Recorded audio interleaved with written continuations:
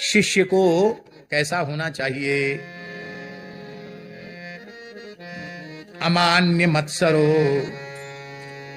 दक्षो निर्ममो दृढ़ सौहृद। पहला लक्षण है अमान्य। अमान्य का अर्थ है मैं मान्य हूं। यह बात कब आती है मन में? मैं सम्मान के योग्य हूं, यह बात तब हमारे मन में आती है, मैं आदर सम्मान का पात्र हूं, जब उस प्रकार का अहंकार से युक्त मेरा अंतःकरण होता है। सर्वथा जो अहम शून्य है उसके मन में यह क्यों बात आएगी कि मैं मान्य हूं? देखो, भगवान सर्वथा अहम शून्य है, इसलिए भगवान का विष्णु सहस्त्र नाम में एक नाम है अमानी। भगवान अमानी है। भगवान में अहंकार का लेश भी नहीं। अमानी मानदः, स्वयं अमानी है और सबको मान देने वाले हैं, सबको आदर देने वाले हैं, इसलिए मान्य। ध्यान में ही बात। यदि आप मान्य होना चाहते हैं तो उसके लिए पहले अमानी हो जाओ, फिर मानद हो जाओ, तो मान्य अपने आप हो जाओगे। तो अमानी होकर मान्य होने में भय नहीं है, पर अमानी हुए बिना मान्यता का भाव पतन कारक है। इसलिए शिष्य का पहला लक्षण है उसे किसी बात का अभिमान नहीं होना चाहिए। मैं बुद्धिमान हूं, विद्वान हूं, पढ़ा लिखा हूं, कुशल हूं, बहुत से अभिमान उसको होते हैं, हर मनुष्य में होते हैं। तो पहला लक्षण शिष्य को अहम शून्य होना चाहिए। दूसरा लक्षण शिष्य का अमत्सर,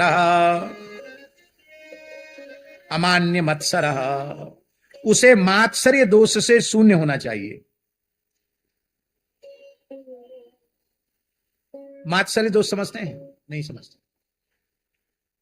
दूसरे के उत्कर्ष को सहन न कर पाने की वृत्ति का नाम है मात्सर्य।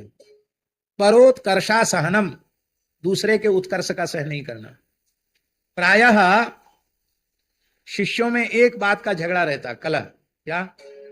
मैं इतना करता हूं, गुरुजी हमको बिल्कुल नहीं मानते हैं। वो कुछ नहीं करता, उसको बहुत ज्यादा मानते हैं। तो जिसको ज्यादा मानते हैं उसके प्रति मात्सर्य उत्पन्न होता है, और मात्सर्य उत्पन्न होता है तो राग द्वेष होता है, और राग द्वेष बनता है तो भजन में तो विक्षेप होता ही है। जिनकी सेवा के नाम पर आप उनके निकट में हो, उनकी सेवा में विक्षेप पड़ता है। फिर लोग कहते हैं हमने ही सब ठेका ले रखा है क्या? उसका कोई कर्तव्य नहीं है। ये मात्सर्य दोष आने पर ही दूसरों के दोष दिखाई पड़ते हैं। उसे अपने मन में सोचना चाहिए कि भगवान की कितनी कृपा है, ये सब गुरु भाइयों की हमारे ऊपर कितनी कृपा है। ये सब बहुत सावधान होते तो हम उतनी ज्यादा सेवा से वंचित होते। आज कितनी ये लोग सब मिलकर हमारे ऊपर दया कर रहे हैं कि हमको अधिक से अधिक सेवा का सौभाग्य मिल रहा है। और हम इतना करते हैं, हमारी प्रशंसा गुरुजी नहीं करते हैं, और ये कुछ नहीं करते, इनकी बहुत प्रशंसा होती है। तो गुरुजी कितने करुणामय हैं, हमारे अहंकार को पुष्ट नहीं होने देते हैं, हमको अहम शून्य बना रहे हैं, और इनके लिए ये जाने। इस प्रकार की सोच शिष्य में होना चाहिए। उसमें मात्सर्य दोष नहीं होना चाहिए। वो किसी से डाह न करे, किसी के अनिष्ट का चिंतन न करे। कितने लक्षण हो गए? दो। एक तो अहम शून्य हो, दूसरा मात्सर्य दोष से रहित हो, तीसरा लक्षण है दक्ष। दक्ष हो। दक्ष माने चतुर हो, कुशल हो।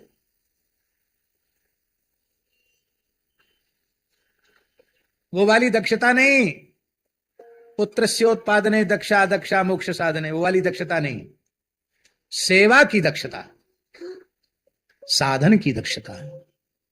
कोई भी कार्य बहुत सावधानी से, चतुराई से करे। सेवा सुमिरन सावधान, चरण राघव चितलाए। अग्र स्वामी जी के चरित्र में, सेवा सुमिरन सावधान, चरण राघव चितलाए। सेवा में सावधान और स्मरण में सावधान।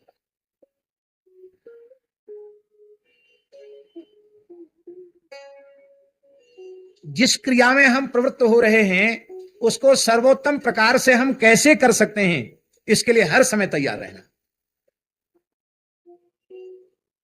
राम जी ने हनुमान जी को क्या कह के भेजा था?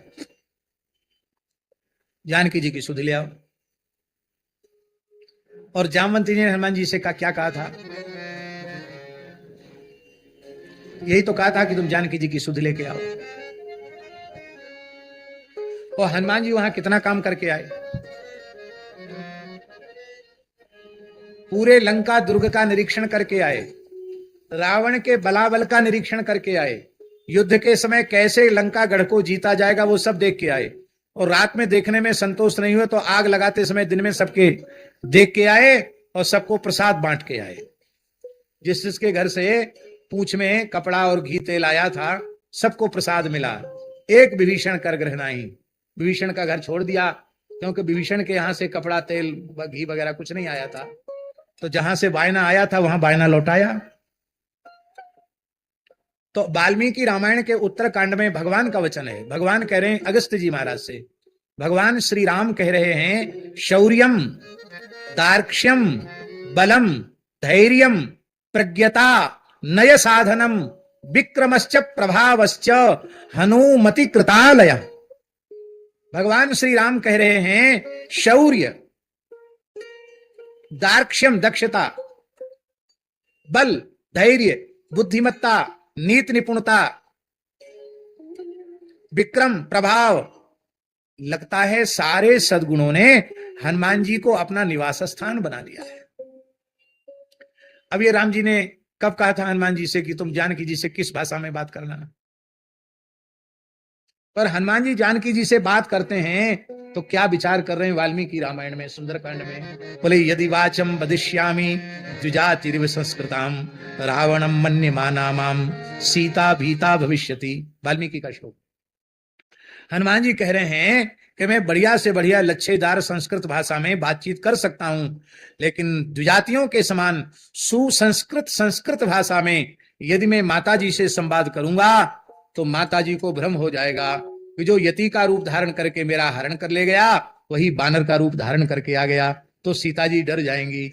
इसलिए मैं अवध प्रांत की भाषा में ही इनको रामचरित्र सुनाऊंगा। तो अवध क्षेत्र की जो भाषा है उस भाषा में रामचरित्र सुनाया। अरे भाई ये तो लगता है राम जी का कोई खास है? रामदूत में मातु जान की सत्य शपथ करुणा निधान की। इसको कहते दक्षता। पूरा विचार कर लेना। विचार करने में बहुत समय नहीं लगता। को विचार करने में सब काम छोड़ के सोचने ही लग जाए वो भी ठीक नहीं। ये दक्षता बुलानी नहीं पड़ती, ये दक्षता सीखनी नहीं पड़ती। सेव्य के साथ सेवक जब अपने चित्त का एकाकार कर देता है और उसके सुख का विचार निरंतर करने लग जाता है तो ये दक्षता सहज ही उसमें आ जाती। आपको जो काम भगवान ने सौंपा है वो बढ़िया से बढ़िया हम कैसे कर सकते हैं? यदि आप ये समझें कि ये सरकार का कार्य जो भगवान ने हमको दिया है ये भी मूल में तो भगवान का ही काम है, क्योंकि घर में ठाकुर जी बैठे हैं, भगवान का दिया हुआ परिवार है, गौ ब्राह्मण संतों की सेवा भी करनी है, तो इसकी व्यवस्था भगवान ने हमको जुटा रखी है। तो जो भी कार्य भगवान ने कृषि का, व्यवसाय का, नौकरी चाकरी का जो भी काम हमको दिया है उसको हम कुशलता पूर्वक करें, उसको हम ईमानदारी पूर्वक करें, उसको हम दक्षता पूर्वक करें तो अपने आप उस कार्य में दक्षता आ जाएगी। और बहुत से लोग तो ऐसा काम करते हैं कि काम करने वाले को ही हाथ जोड़ लेने पड़ते, महाराज अब कृपा करके द्वारा ऐसा मत करना, बोलो वृंदावन बिहारी लाल। हमारे महाराज जी एक गांव में थे, एक सज्जन आए, बोले नहीं महाराज जी का अभ्यास नहीं था पैर दबाने का, फिर हम लोग कभी कभी दबाते थे, थोड़ी देर तो नित्य ही दबाते थे। तो एक सज्जन आए, बुंदेलखंड की बात, महाराज जी से बोले महाराज जी मैं बहुत इच्छा है आपके हाथ पांव दबाने की। महाराज जी बोले इन्होंने क्या कसूर किया है, क्यों इनको व्यर्थ में दबाओगे? कि नहीं नहीं महाराज जी हमारी भावना है। अब महाराज वो ऐसे ऐसे मरोड़ने लगे, ऐंठने लगे। तो महाराज जी लेटे थे, तत्काल उठकर बैठ गए और कहे भगवान माफ करें, भगवान का दिया हुआ विग्रह खंडित हो जाएगा। क्या कहा महाराज जी ने? हाथ जोड़ के कहा माफ करें, भगवान का दिया हुआ विग्रह खंडित हो जाएगा। तो सेवा करना है कि नोचना है? जिसकी सेवा कर रहे हो उसको मरोड़ना है, ऐंठना है? तो सेवा तो उस भावना तो है उसकी, लेकिन भावना के साथ ही साथ सेव्य के सुख का विचार उसमें नहीं। तो एक तो अहम शून्य होना चाहिए, दूसरा लक्षण है उसे किसी से डाह नहीं रखना चाहिए, मात्सर्य नहीं उसमें होना चाहिए, तीसरा दक्ष होना चाहिए, प्रत्येक कार्य में कुशल होना चाहिए, प्रत्येक व्यवहार में कुशल होना चाहिए। और कैसा होना चाहिए?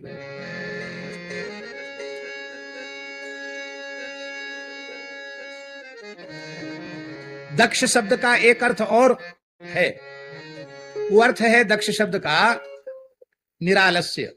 क्या? निरालस्य। निरालस्यो दक्षा, जो निरालस्य है वो दक्ष है। आलसी व्यक्ति में दक्षता नहीं आती है। आलसी आदमी दक्षता कहां से आ जाएगी? क्योंकि आलसी तो हर काम को जैसा तैसा करेगा, तो दक्षता कहां से आएगी? इसलिए निरालस्यत्वम दक्षत्वम ऐसा समझिए। निरालस्य होना चाहिए, आलस्य शून्य होना चाहिए। और कैसा होना चाहिए? बोले निर्ममः। निर्ममः का अर्थ है कि उस शिष्य की शरीर संसार में और शरीर संसार के संबंधों में कहीं भी ममता नहीं होनी चाहिए।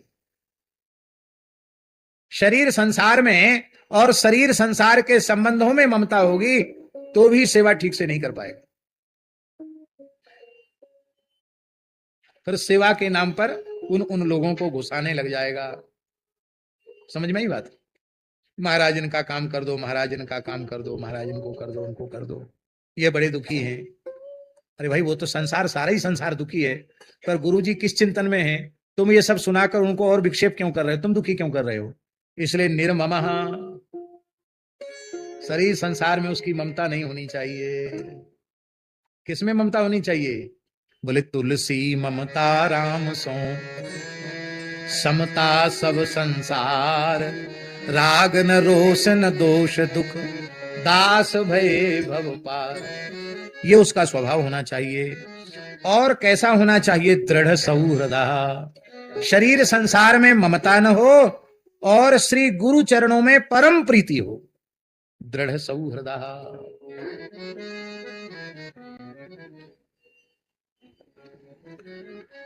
हमारे श्रीधाम वृंदावन की घटना है। अनन्य रसिक नृपति श्री स्वामी हरिदास जी महाराज, ललिता सखी के अवतार, जिन्होंने श्री बांके बिहारी जी को प्रकट किया। जब स्वामी श्री हरिदास जी अंतर्धान हो गए तो रसिक मंडली में उनके अंतर्धान होने का बहुत वियोग हुआ। सर्वाधिक वियोग उनके शिष्य श्री विठल विपुल जी को हुआ। इतना अधिक गुरु वियोग हुआ उनको, इतना अधिक। ये दृढ़ सौहृदा का उदाहरण दे रहे हैं हम आपको। दृढ़ सौहृदा,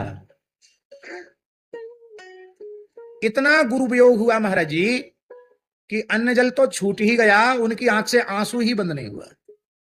और उन्होंने अपनी आंखों को मोटे कपड़े से कसकर बांध लिया कि जिस संसार में गुरुदेव का प्रत्यक्ष दर्शन नहीं हो रहा, उस संसार को हमें देखना ही नहीं।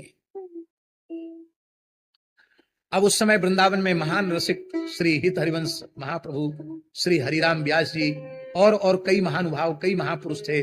गौड़ीय परंपरा के भी कई रसिक संत महापुरुष थे। सबके मन में चिंता हो गई कि स्वामी जी तो अभी हम लोगों के बीच से अंतर्धान हो ही गए, और ये भी चले जाएंगे तो ये तो रसिक सभा की शोभा बिगड़ जाएगी। तब इनके प्राण कैसे भी बचा लेने चाहिए। तो निधिवन में रास का आयोजन किया। छोटे छोटे ब्रजवासी विप्र बालकों को श्यामा श्याम बना करके लीला की। और अब ठाकुर जी ने आकर विठल विपुल जी से कहा कि मैं तुम्हारे सामने खड़ा हूं, दर्शन कर लो। बोले आप कौन हो? बोले हम आपके श्री कुंज विहारिणी कुंज विहारी हैं, आपके आराध्य उपास्य इष्ट श्री नित्य निकुंज विहारिणी बिहारी जी हैं।